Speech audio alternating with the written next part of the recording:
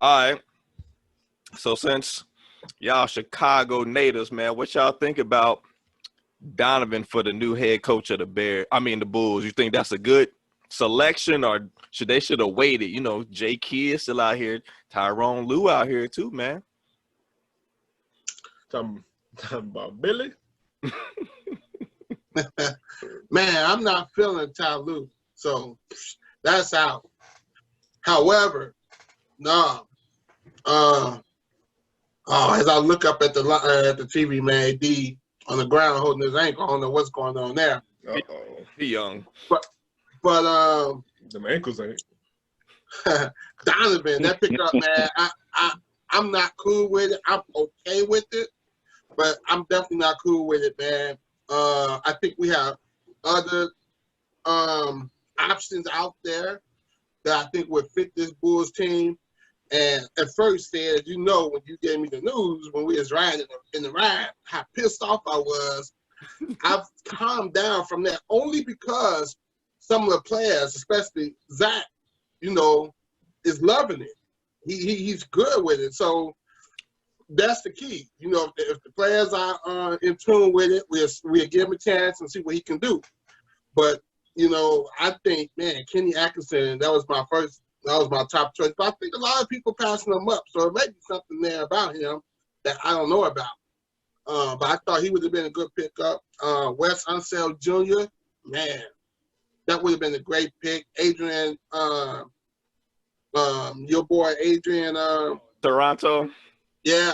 Yeah, he got some baggage issues, man. So I don't know. And who don't? J. Kidd coming with issues, but, you know, he would have been a good pickup. J. Kidd. So I think the other options that was out there and available was way better than what we, you know, settled for. But like I said, some of these players been tweeting and saying that they happy, they welcome him, and they looking to go forward with them. So we'll see. We got to give him a chance. He in there. But nah, I wasn't happy with that pick. Well, y'all know my other squad is OKC because of, you know, Brody was over there for so long and whatnot. But Billy Donovan really not no good coach. Like, he cool. He really just let you do what you want to do, really. The only reason he looked so good this year was because CP3 was over there. Right, I think that was a real thing. Like, his stock might have went up a little bit because of CP3 being a vet and just so his basketball IQ being so high. It made it look like Billy really did something, you know, coaching a team that shouldn't even. I think they had like a 0.1% or 0.01, one of them, percent chance to make it in the playoffs this year, and they made it in. But that was because of CP3, and I think CP3 even made some adjustments because he kind of had a track record of people not liking him. So he really did good over there, and so I would give most of the credit to them or to their success to CP3. Billy a cool coach, but he don't really do nothing. I never really seen him get animated or nothing. He just kind of be on the sideline. He remind me of our what was our coach before the last coach? I forgot his name. The younger dude. Hoiberg. No, Fred. No, he talking. What's that white boy name? Fred Hoiberg. Oh. Yeah. He remind me of him basically. I mean, I'm hoping he come with a little more. Maybe CP3 taught him a couple new things. Teach an old dog new tricks. Yeah, so I don't know. I'm whatever about it. Billy cool, but he not no next level type coach. If anything, you better show me something. You better show me. I hope. Let's just hope. I want to touch bases on what both of you said. Big O, Billy wasn't the best option out there, but he is a college coach. So as young as the Bulls are right now, I think he'll fit with those guys. That's why Levine is so happy. Like, he's going to be able to run what he wants to run, how he wants to run it. You know, that assistant that they moved up last year, what was his name, Bolden? He replaced Hoiberg as the interim. Yeah. He was making them practice, and they were mad at practice. We talking about practice. Like, they were mad at it, you know. And with little old CP3 gave OKC some leadership. Billy Donovan really was still sitting on the sideline with his hands in his pockets, like, run what I said the way we said it in practice. You know, just keep doing it. And CP3 was out there on the court like, no, that's not how we doing it, man. Yeah. We heard what he said, now we got to run this way. So not a good pick, but hopefully with the Bulls having all young guns, Kobe White, Wendell Carter, Laurie Marketing, and Zach LaVine, you know, that's the core. With them being young, hopefully Billy Donovan can get them in the right place. Man, I hope so, man. Man, because the Bulls' track record with head coaches, man, y'all run through head coaches like $2 holes, bro. Like, they be out in and out, man. So I say I agree with Brandon, though. He's a college head coach, you know what I mean? So maybe he can get them young players to connect. But I think if they underachieve next year, I think he'll be gone in a year. Like, I don't – because they – Wasn't Fred? Now, yeah, they got to do something now, man. Like, they got LaVine. He had a rocky season last year because he wasn't getting along with the coach. I just think they need to do something now. They got high draft picks, man, so he got to execute. So, speaking of that draft pick, what do you guys think we should do? I think we need a veteran presence in that locker room. Now, we don't even have to go out and get no big-time player. If we can, that'd be great. Trade that pick, bring a veteran presence in this locker room, and let's go with that. Or use the pick, grab another young boy coming out. There's a couple of guys going to be there available for us when we get to that fourth pick. Not that great, but, you know, we're fitting there with the young boys we got. And I'll bring in a guy like Joakim Noah. I'll bring him back. Let him retire as a Bull. Not to play, but to be that veteran leadership in that locker room. Him and Donovan, they won a couple of championships down there in Florida. They got a great relationship. Bring him back and let him just, you know, tell these boys what it takes to win. How to play hard and passion. Because not only playing hard, but the passion. Joe was my guy. he wasn't a scorer, but he's gonna give you passion, night in, night out. 48 minutes a game, 82 games a year. You can count on Joe to play hard for you, all hard. That's my guy. So if he can teach that, if he can come and put that in these young guys, to say, hey, it ain't just about here out scoring and looking good. I want y'all to get out there on that flow. I want you to dive. I want you to look after each other and play hard with passion. This is more than just a game. And if these guys can build off of that with him in the locker room, I'll give him a couple of million to come in and do that. I think you need another vet though.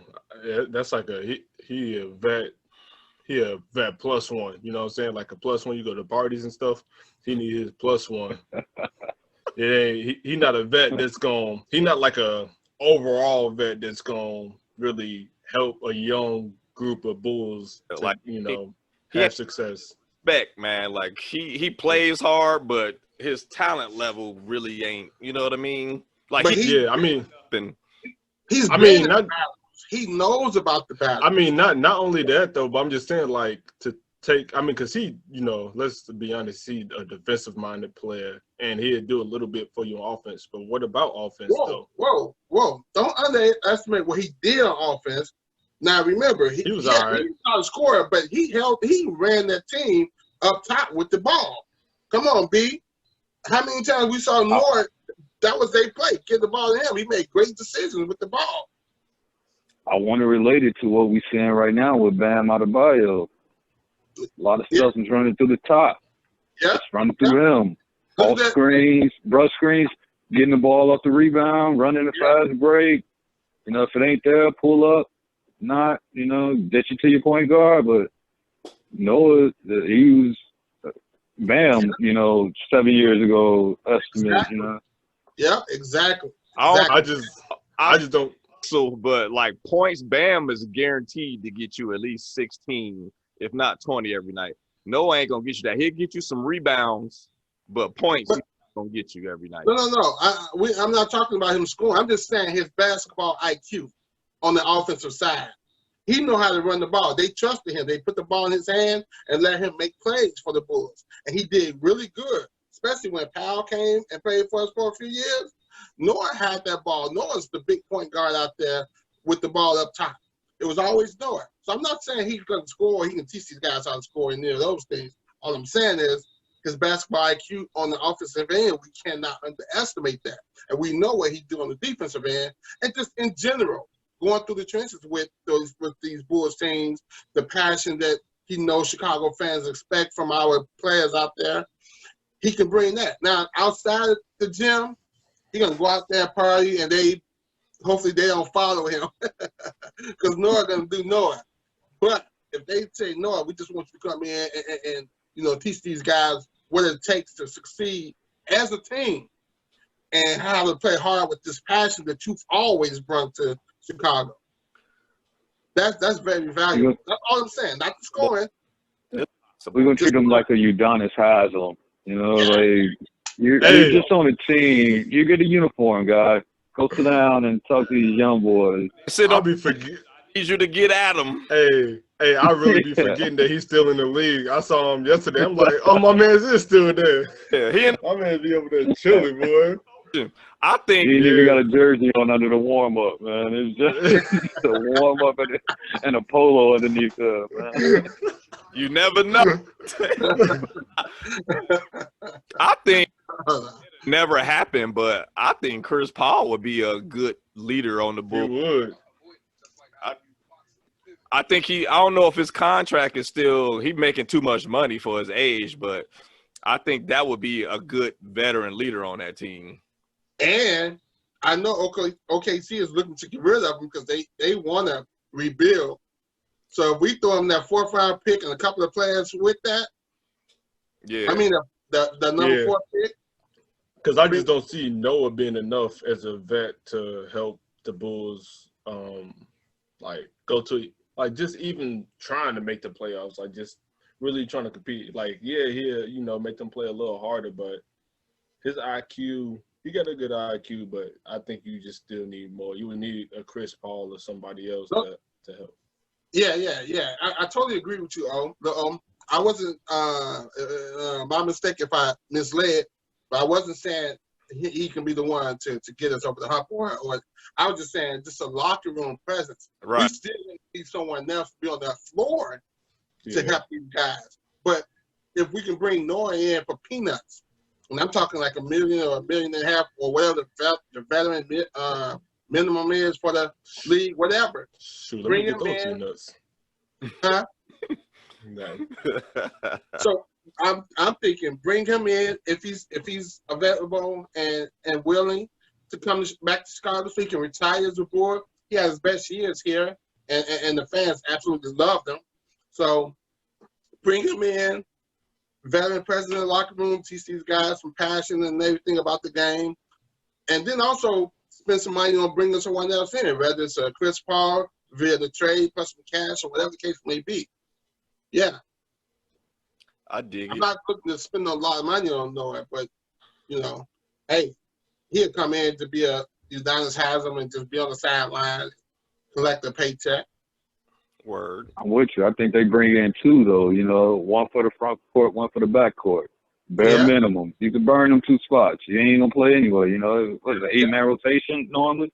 Hey, let them sit down there and, keep the seats warm, make sure everybody got their masks whenever we're not back in the bubble at the United Center. Hey, man, just make sure everybody being safe. Yeah.